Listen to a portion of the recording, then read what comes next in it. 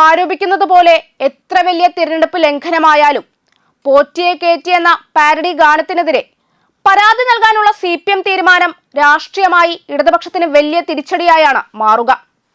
അക്കാര്യത്തിൽ ആർക്കും ഒരു സംശയവും ഉണ്ടാകേണ്ടതില്ല. ഈ ഗാനം അതിഗുരുതരമായ തെരഞ്ഞെടുപ്പ് ചട്ടലംഘനമാണെന്ന് ചൂണ്ടിക്കാട്ടി CPM പത്തനംതിട്ട ജില്ലാ സെക്രട്ടറി രാജു എബ്രഹാമാണ് പുതിയ നീക്കം നടത്തിയിരിക്കുന്നത്.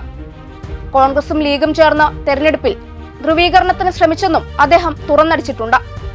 ഇതിനോടൊപ്പം തന്നെയാണ് അയ്യപ്പ ഭക്തി ഗാനത്തെ അവഹേളിക്കുന്ന പാരഡി ഗാനത്തിനെതിരെ നിയമ നടപടി വേണമെന്നാവശ്യപ്പെട്ട രംഗത്തെത്തിയ പ്രസാദ് കുഴിക്കാലയെയും CPM പിന്തുണച്ചിരിക്കുന്നത്. തിരുവാഭരണ പാത സംരക്ഷണ സമിതിയുടെ നേതാവ് പ്രസാദ് കുഴിക്കാല തന്നെയാണെന്നും പാരഡി ഗാനത്തിനെതിരെ പരാതി നൽകാൻ കൂടുതൽ ഹൈന്ദവ സംഘടനകൾ ബന്ധപ്പെടുന്നുണ്ടെന്നും രാജു എബ്രഹാം അറിയിച്ചിട്ടുണ്ട്. ശബരിമലയിലെ സ്വർണ്ണക്കൊള്ളയെ തുറന്നു കാട്ടുന്ന പോറ്റിയെ കേറ്റി എന്ന പാരഡി ഗാനം കേരളത്തിലെ ജനങ്ങളുടെ മനസ്സിനെ സ്വാധീനിച്ചിട്ടുണ്ടെങ്കിൽ അതിന് രാഷ്ട്രീയപരമായ പല കാര്യങ്ങളുമുണ്ട്. അതിൽ പ്രധാനം 2 CPM നേതാക്കൾ പ്രത്യേക അന്വേഷണ സംഘം അന്വേഷിക്കുന്ന ഈ കേസിൽ അറസ്റ്റിലായി ജയിലിൽ കിടക്കുന്നത് തന്നെയാണ്. ഈ 2 പേർക്കെതിരെയും സംഘടനാപരമായ ഒരു നടപടിയും CPM സ്വീകരിക്കാത്തതിനാലാണ് ഈ പാരഡി ഗാനം പിറവിക്കൊണ്ടിരിക്കുന്നത് എന്നതും പറയാതിരിക്കാൻ കഴിയുകയില്ല.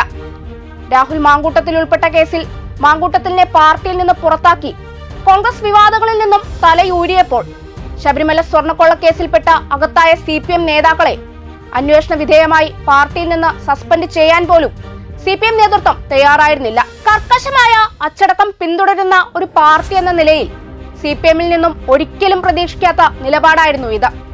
മാത്രമല്ല, ശബരിമല സ്വർണ്ണക്കൊള്ള കേസിലെ പ്രധാന പ്രതി ഉണ്ണികൃഷ്ണൻ പോറ്റി പോലീസ് ആസ്ഥാനത്തെത്തി ശബരിമലയിലെ പോലീസ് കോർഡിനേറ്ററായ ADGP-യെ പൊന്നാട അണിയിച്ചതിലും ഒരു നടപടിയും ഉണ്ടായിട്ടില്ല. ഇക്കാര്യത്തിൽ വകുപ്പ് തല ഒരു അന്വേഷണത്തിന് പോലും ആഭ്യന്തര വകുപ്പ് നിർദ്ദേശം നൽകിയിട്ടില്ല.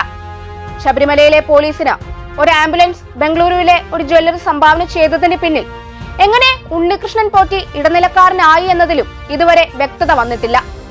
ഈ ആംബുലൻസിന്റെ ഫ്ളാഗ് ഓഫ് ചടങ്ങിൽ മുഖ്യമന്ത്രിക്കൊപ്പം ഉണ്ണികൃഷ്ണൻ പോറ്റി ഫോട്ടോ എടുത്ത് ഉപയോഗിച്ചതിലും വലിയ വീഴ്ച ഉണ്ടായിട്ടുണ്ട്. ശബരിമലയിലെ പോലീസിന് ഒരു ആംബുലൻസ് നൽകാനുള്ള ശേഷി ആഭ്യന്തര വകുപ്പിനില്ലേ എന്ന ചോദ്യം ഉയരുന്നതും ഇവിടെയാണ്. മുഖ്യമന്ത്രിയുടെ പൊളിറ്റിക്കൽ സെക്രട്ടറിയുടെ പോലീസ് ഭരണത്തിലെ വീഴ്ചകളും പിടിപ്പുകേടുമാണ് ഇതിൽ നിന്നെല്ലാം വ്യക്തമാകുന്നത്.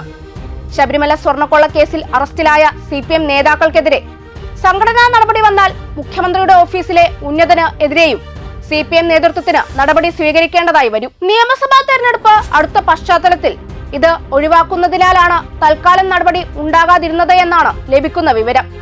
സംഘടനാപരമായ CPM-ന്റെ ഈ വീഴ്ചയാണ് തദ്ദേശ തെരഞ്ഞെടുപ്പിൽ പ്രതിപക്ഷം ഉപയോഗപ്പെടുത്തിയിരിക്കുന്നത്. അതാകട്ടെ സ്വാഭാവികവുമാണ്. ഇതിന്റെ ഭാഗമായി തന്നെയാണ് ഇപ്പോഴത്തെ വിവാദഗാനവും സൃഷ്ടിക്കപ്പെട്ടിരിക്കുന്നത്.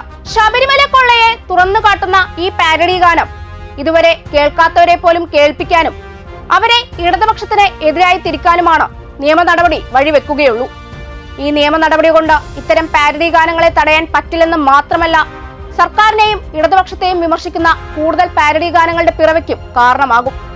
അതുകൊണ്ടാണ് സാമാന്യ ബോധമില്ലാതെ നടത്തുന്ന ഒരു നീക്കമായി ഈ എതിർപ്പിനെയും വിലയിരുത്തേണ്ടി വരുന്നത്. സ്വർണ്ണക്കൊള്ളക്കെതിരായ പാരഡി ഗാനം തദ്ദേശ തെരഞ്ഞെടുപ്പ് പ്രചരണത്തിലാണ് വൈറലായത്. തിരഞ്ഞെടുപ്പ് വിധിയിൽ സ്വർണ്ണക്കൊള്ളയും ഘടകമായതോടെ കോൺഗ്രസ് നേതാക്കൾ മാധ്യമങ്ങൾക്ക് മുമ്പാകെ പാട്ട് ഏറ്റുപാടിയതും വിഷയം കത്തിച്ചു നിർത്താൻ തന്നെയാണ്. ഇതിനു പിന്നാലെയാണ് പാരഡി ഗാനത്തിനെതിരായ പരാതി വരുന്നത് എന്നതും ശ്രദ്ധേയമാണ്. നിയമസഭാ തെരഞ്ഞെടുപ്പിലും ഈ വിവാദ പാരഡി ഗാനം പ്രതിപക്ഷം ഉപയോഗിക്കുമെന്ന് കണ്ടു ഇതിന്റെ ചുവട് പിടിച്ച് ഇത്തരത്തിലുള്ള കൂടുതൽ പാരഡി ഗാനങ്ങൾ വരുമെന്ന് കണ്ടുമാണ് കേസുമായി CPM മുന്നോട്ട് പോകുന്നത് എന്നാണ് രാഷ്ട്രീയ നിരീക്ഷകരും കരുതുന്നത്. അവരും പറയുന്നത് ഈ നീക്കം ആത്യന്തികമായി ഇടതുപക്ഷത്തിന് തിരിച്ചടിയാകുമെന്ന് തന്നെയാണ്. ആശയപരമായും അല്ലാതെയുമുള്ള എതിർപ്പുകളെ നേരിട്ടാണ് ഇടതുപക്ഷം കേരളത്തിൽ വേരുറപ്പിച്ചത്. കമ്മ്യൂണിസ്റ്റുകളുടെ പാരമ്പര്യവും അതാണ്.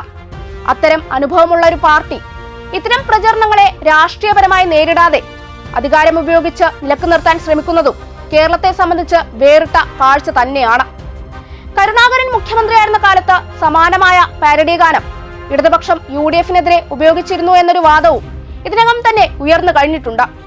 അക്കാലത്ത് ഇപ്പോൾ CPM നേതാക്കൾ കാണിക്കുന്നത് പോലുള്ള അസഹിഷ്ണുതയൊന്നും UDF നേതൃത്വമോ അവരുടെ സർക്കാരോ കാണിച്ചിരുന്നില്ല എന്നതും ഒരു യാഥാർത്ഥ്യമാണ്. ശബരിമല സ്വർണ്ണക്കൊള്ള വിഷയത്തിൽ ഇനിയെങ്കിലും കർശനമായ ഒരു നിലപാട് സ്വീകരിക്കാൻ CPM നേതൃത്വം തയ്യാറായില്ലെങ്കിൽ നിയമസഭാ തെരഞ്ഞെടുപ്പിൽ വലിയ തിരിച്ചടി ഉണ്ടായാലും അത്ഭുതപ്പെടേണ്ടതില്ല.